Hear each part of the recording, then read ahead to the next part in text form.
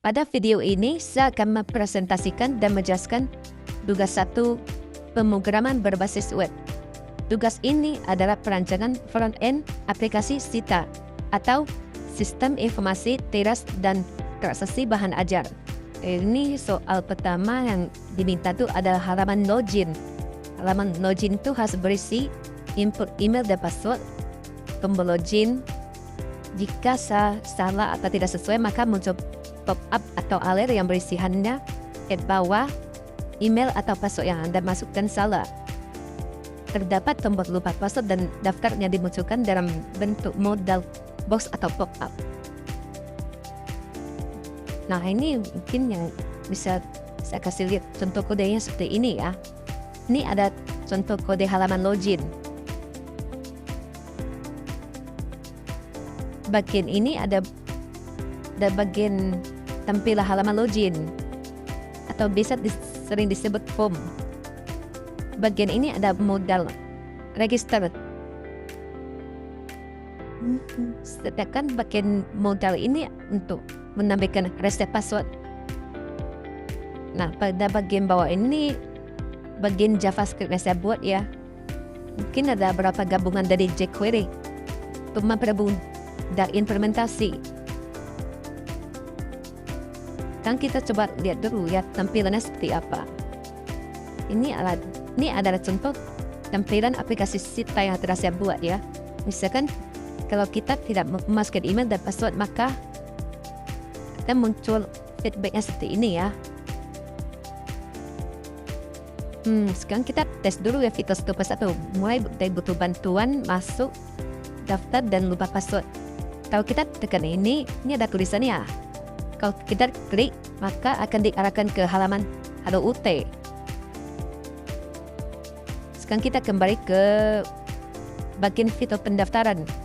Kalau kita masuk, maka akan menampilkan modal pendaftaran akun. Sekarang kita akan coba dulu ya dengan data dummy. Contoh ya. Kalau kita tidak memasukkan email dan password, maka akan muncul seperti ini. Coba kita tes masukin email yang sudah terdaftar.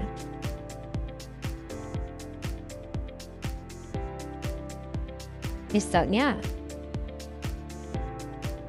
nah ini kan mengambil data dari dummy, jadi data dummy itu berasal dari sini. Data dummy, data pengguna apa aja di sini. Ini akan dipakai untuk login, karena kita kan belum pakai server site, jadi kita pakai client side aja. Nah, contoh kita masukin password, passwordnya 123. Nah, ini kan email sudah terdaftar. Kalau kita satu mendaftar, maka munculnya seperti ini guys. Coba kalau kita namain misalnya ini namanya contoh user. Nah, ini langsung muncul pop-up berhasil. Terus kita lanjut.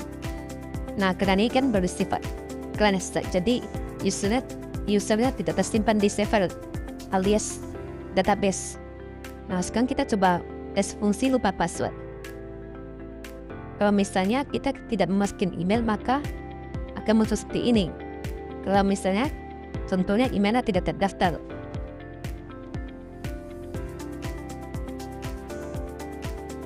maka muncul seperti ini, email tidak ditemukan. Misalnya contoh emailnya tidak terdaftar. Kita coba dulu ya. Maka munculnya seperti ini ya. Link reset password sudah dikirim ke email Anda. Kalau sudah, kita lanjut aja. Nah, sekarang kita akan tes fitur utama, itu bagian halaman login. Kalau kita tidak masuk, sekarang coba kita tes ya. Kalau emailnya tidak terdaftar, maka akan muncul email atau password Anda yang masukin salah. Coba kita tes ya, masukin user yang sudah terdaftar. Misalnya kita ambil aja admin, passwordnya admin 123.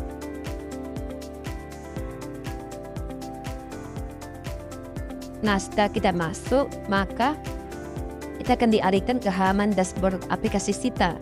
Nah, ini ada bagian dari file dashboard HTML. Kita lihat dulu soal bagian 2 ya. Dashboard menu.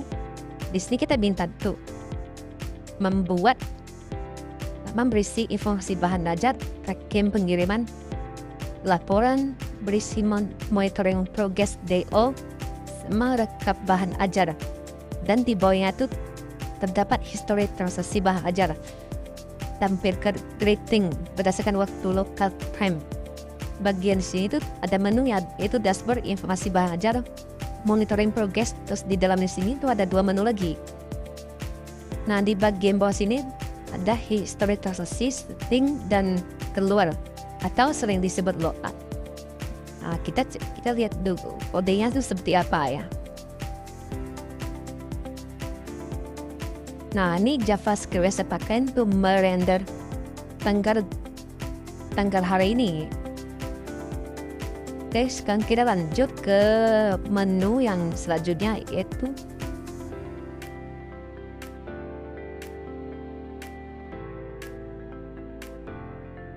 itu tracking. Cuma kadang ini kayaknya karena dari sana yang saya tulis ini harusnya menu tracking. Sekarang kita masuk dulu ke menu tracking progress.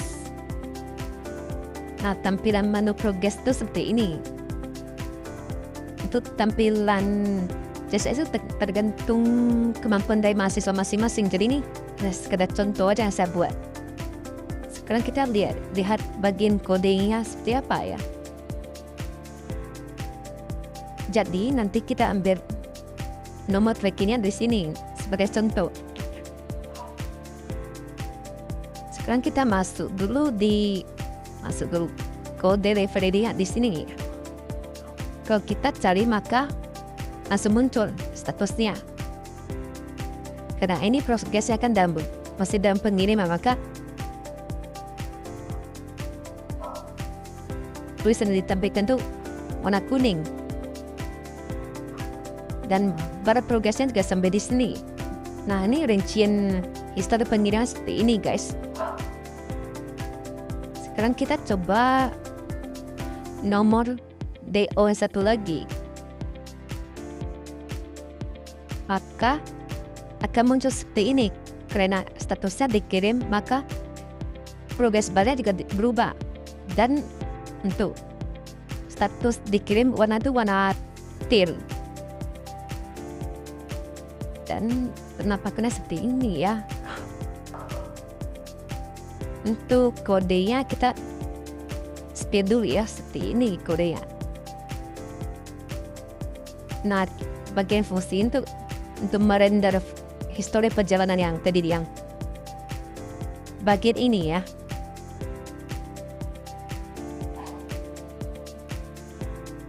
Nah, fungsi itu untuk memberikan urutan perjalanan agar yang terbaru itu ditampilkan di atas. Di sini. Nanti kita ambil data di sini, maka di sini mungkin bisa lebih jelas. Ini kan urutannya dari 25 sampai ke 26. Maka kalau dibalikin dengan JavaScript hasilnya seperti ini. Dari 25 sampai 26 di atas yang terbaru. Oke, sekarang kita akan melanjutkan ke soal yang terakhir, yaitu informasi stok bahan ajar yang terdapat pada stok .html. Nah, di sini kita diminta untuk menampilkan secara dinamis dari data dummy pada file data.js di variabel konstanta bahan ajar. Terdapat fitur untuk menambahkan baris stok baru menggunakan JavaScript DOM. Nah, ini berikut ini contoh tampilannya ya, tapi ini hanya sekadar contoh aja. Kita coba lihat dulu ya versi yang saya buat. Kita back dulu, kita kembali ke dashboard. Sekarang kita akan masuk ke menu informasi bahan ajar. Nah, ini halaman yang saya buat.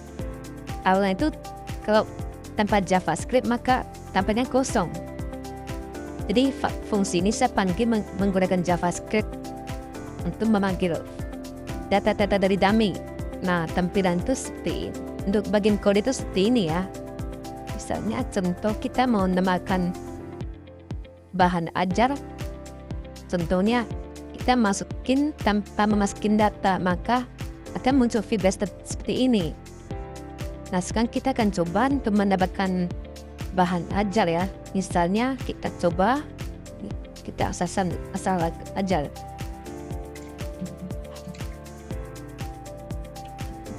Ini satu, misalnya apabila stoknya kosong nih, kita masukin aja kosong.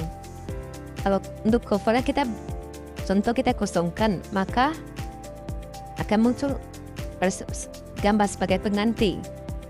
Dan karena stok ini kosong, maka di sini munculnya warna merah. Misalnya kita mau nambah stok nih, kita tinggal buka aja, klik aja. Misalnya contoh stoknya sekarang tersisa 10, maka kita perbarui dan stoknya berubah menjadi 10 dan warnanya juga ikut berubah. Misalnya jika kita mau namakan gambar, misalnya kita ambil gambar ini aja. Nah, pakai link karena Nusa ini hanya mendukung link aja. Misalnya contoh, coba kita samakan kode barang yang dengan tadi ya. Misalnya contoh ini jenis barangnya non BMP, maka contoh ini hanya sekadar contoh aja. Jadi si satu cover kita tinggal paste aja, hapus. Nah, karena kode barangnya sudah dipakai, maka akan menambahkan seperti ini. Kode barang sudah ada, gunakan kode barang yang berbeda. Jadi kita coba menggunakan kode yang lain ya. Misalnya 1233. Maka kita tambahkan aja. Dan muncul seperti ini. Nah, sekarang kita coba kembali ke soal yang tadi ya. Nah, di sini kita diminta untuk membuat struktur folder project di bawah seperti ini. Nah, untuk struktur yang setelah saya buat tuh seperti ini ya. Jadi ada folder aset, CSS, image, dan JavaScript. Dan ini adalah file yang sesuai dengan yang soal tadi. Jadi di dalam aset itu ada logo UT di sini. Sekarang kita lihat bagian folder CSS. Jadi di dalam folder CSS cuma ada dua file aja, yaitu login CSS sama style CSS. Sedangkan bagian image itu ada berapa file? Itu file cover BMP. Sedangkan yang tadi saya jelaskan bagian di sini, apabila kita tidak memasukkan link cover, maka munculnya seperti ini.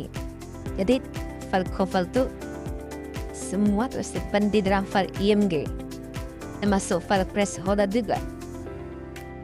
Nah, kita coba masuk ke folder JavaScript di dalam file. Di dalam folder JavaScript itu cuma dua file aja, yaitu data.js sama script.js. Nah, jadi ini adalah contoh tampilan dari aplikasi Sita yang telah saya buat